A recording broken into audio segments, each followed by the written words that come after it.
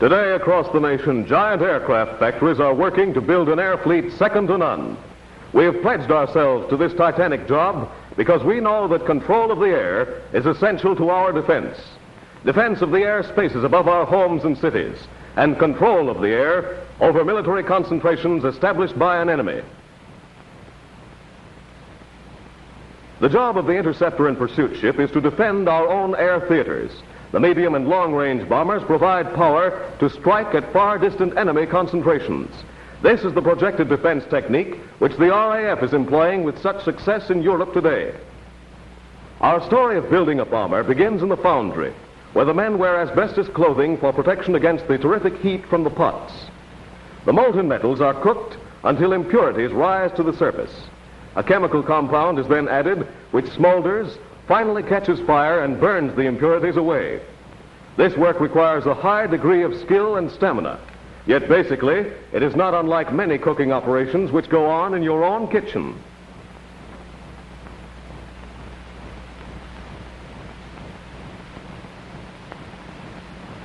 From the foundry come zinc dyes, lead punches, and castings, which are later used to shape the precision parts of the airplane. Here again, a fine art, centuries old, is employed to guarantee the utmost in precision workmanship.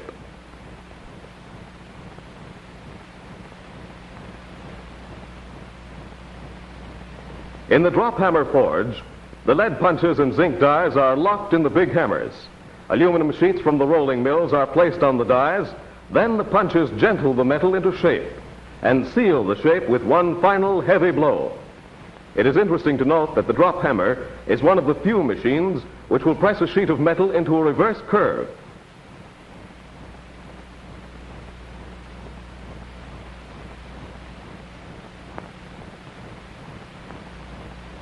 Aircraft parts, most of them aluminum alloy, must arrive at the factory in a semi-soft condition so they can be worked without tearing. Later, they are treated in a chemical bath for hardening. The job of these great brakes is to bend and corrugate parts large and small. Note the delicacy with which these machines operate. A corrugated piece of metal has much greater strength than a flat piece.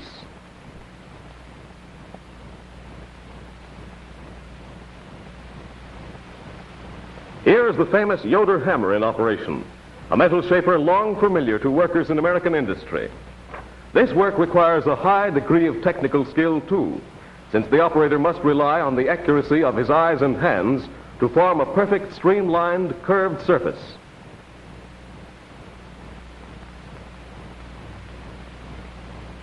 This moving drill press is a new development, an ingenious machine tool designed especially for American aircraft production.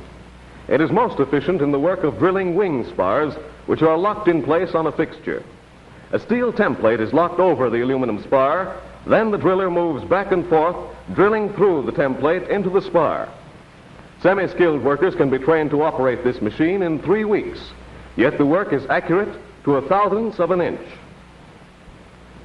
Another remarkable new development for high-speed production is the hanging drill basket, a shaped hard metal form which fits securely over curved surfaces and is locked into place. Rivet holes in this leading wing edge must be accurate, so they'll be exactly in place over corresponding holes in the wing ribs when riveters start sewing the parts together. Precision is the first law of the aircraft maker. Then comes high-speed operation and the development of special production machinery which guarantees quantity production. The secret of efficient assembly line operation is first, a simple, accurate operation for each man. Second, perfect timing so parts move steadily to final assembly.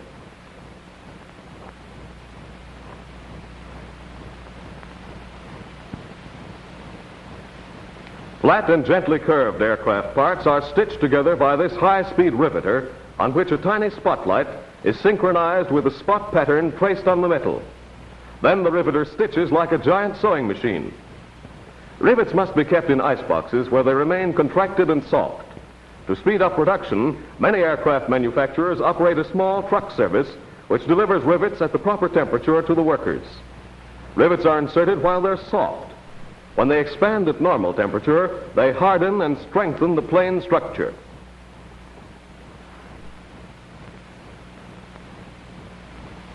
Other parts of the plane, particularly wing spars, which require large-size rivets for additional strength, are stitched together by a squeeze riveter. One of the most ingenious developments of the aircraft makers is the explosive rivet. These tiny metal stitches are used only on blind surfaces where pressure cannot be brought to bear from both sides. Each rivet carries a small powder charge which is set off by a heated electric tool. Note how the rivets swell after they explode.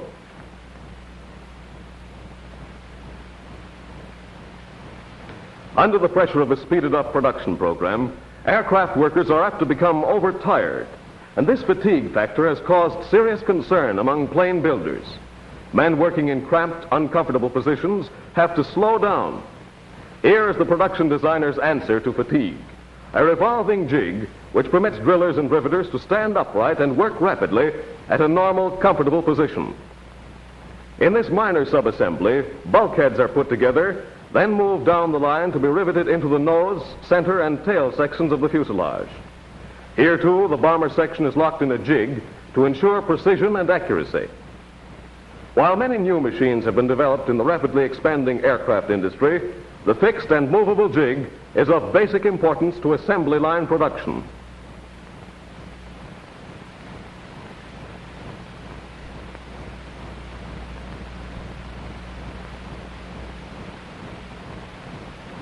More than 150 sizes of rivets go into each ship. Workers are instructed not to pick up dropped rivets because it wastes time. At night, machines pick up rivets, separate them from scrap material, then carry them to this machine which sorts them for further use. Each part of the plane is completed as nearly as possible before it joins a larger part. This light but strong crown section fits in the fuselage between the wings.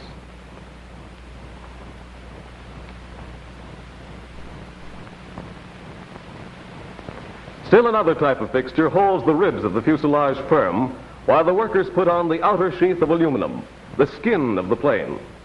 The fuselage or body of the bomber has three major sections: the nose assembly, which houses instruments for the radio operator, the navigator, the pilot, co-pilot, and bombarder; then the center section, which must be built to carry a tremendous load of bombs; and finally, the fore and after tail section, which carries guns to fight off attacking planes. Into these sections must go the myriad parts which control the movements and fighting power of the bomber. All of them must be strong to withstand the terrific vibrations set up by air speeds of 350 to 400 miles an hour.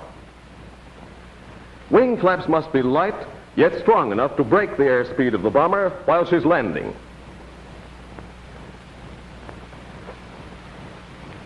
Construction of the wing itself is just as complicated and important as the construction of the body. In a sense, it represents an even more painstaking effort on the part of aircraft designers. Streamlining and strength are all important. The smaller the wing surface, the faster the ship will fly. Then, too, as the size of the wing is reduced, the strain on its lifting power increases. So the wings have to be made stronger to hold the plane in the air. All these and many other factors are the problem of the plane designer, and the responsibility for executing his designs rests in the skill of these men. Together, they turn out planes guaranteed for maximum flight performance and safety.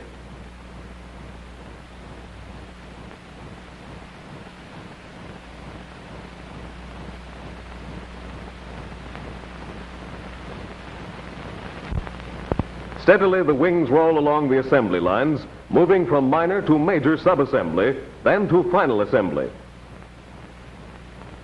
Overhead, the great spans move as the skilled craftsmen in each department complete their work.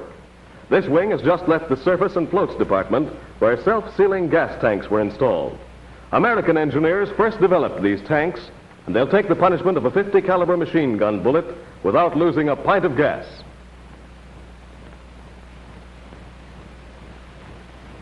Wings must also be strong to hold the mounts for great motors and the mechanism for the heavy retractable landing wheel gears. The shark's mouth is a part of the empennage, a complete unit of the after tail section, which also supports the stabilizers, elevators, and rudder, which guide the bomber in flight. Here is the most vulnerable part of the plane. Damage to any of the important control surfaces of the empennage might result in the plane's complete destruction. And so, a gunner is stationed here to fight off enemy pursuit ships.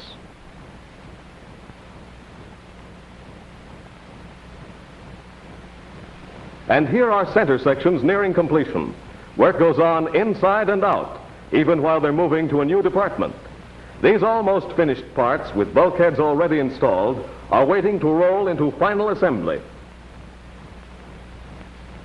Welding still plays an important part in building a bomber. Motor mounts and many other primary structures, which are subjected to great stresses, must be fused together by expert craftsmen who know their jobs. It is important to remember that welding even increases the original strength of the separate pieces. Expert technicians are now working on plans for an all-welded ship. But it takes years to train expert welders. On these men rests much of the responsibility for the safety of the ship in flight. Taking a leaf from the experience book of the automobile manufacturers, aircraft builders have installed moving belts of their own. Here you see aircraft assembly line production in one of its most interesting phases. For these intricate small parts must roll off the line in ever-increasing quantities if we are to meet the production challenge of a Hitler-controlled Europe.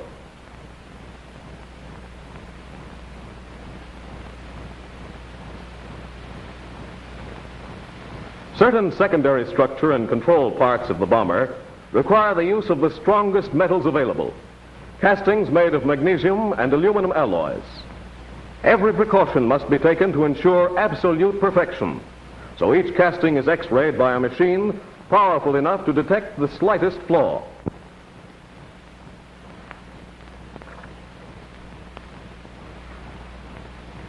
The rays of this machine are so penetrating that the operator must leave the insulated chamber while the camera is at work. It will photograph through solid metal parts several inches thick. Another type of flaw detector is the Magnaflux, which reveals cracks on a metal surface invisible to the human eye. You'll understand how important these expensive operations are when you're informed that only 1% of all parts tested reveal an imperfection of any kind. More than 25,000 parts go into the making of each bomber, and this does not count nuts, bolts, and rivets. Faced with the necessity of trebling and quadrupling aircraft production as soon as possible, the large manufacturers are employing a system called subcontracting, which means farming out parts of their big contracts to smaller manufacturers over the country. This relieves some of the economic strain on manufacturers who do not have defense contracts and speeds up aircraft production. As soon as these parts reach the major factory, they are sorted and installed in the planes.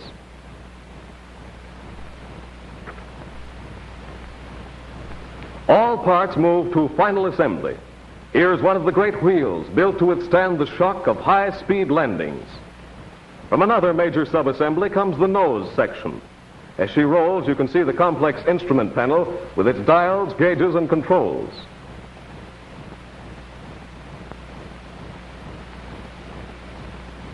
Accuracy, precision, and speed are shown by the ease with which these fuselage sections are spliced together. Now the almost complete wing, carrying gas tanks and the motor wheel nacelle, moves along the assembly line. Here is the reward of careful planning, timing, and good workmanship.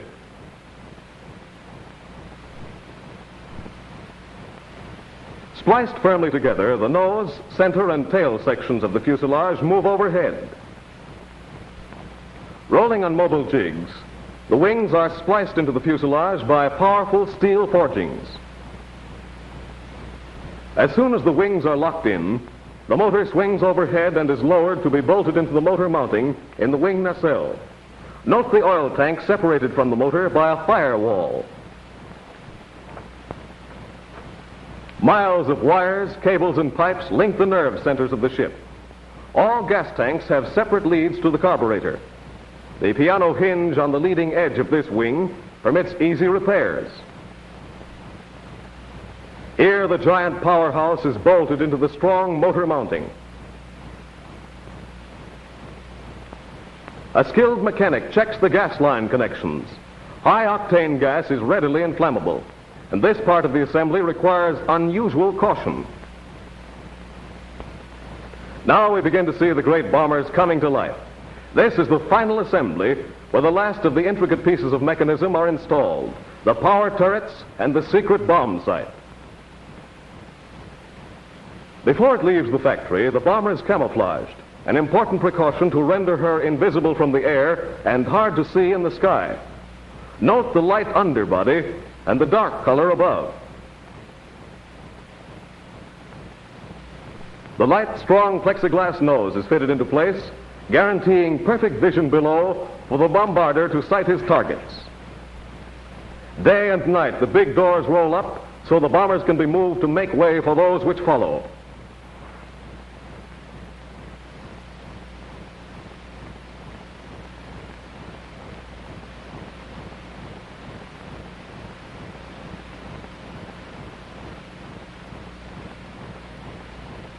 She's not quite finished yet, but she has to keep moving along.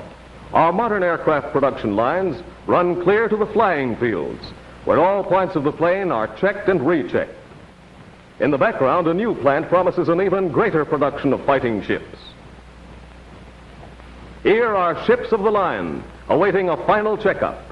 When they're ready, the great four-bladed propellers are installed and the motors ground tested for perfect performance.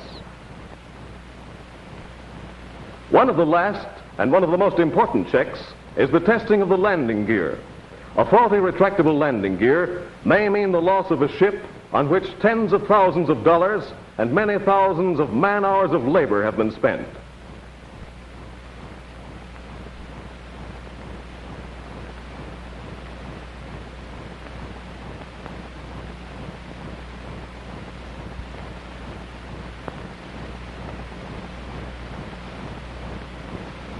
At last, she's ready to take off, ready to respond to a rigid test which will submit her to all the pressure of combat conditions.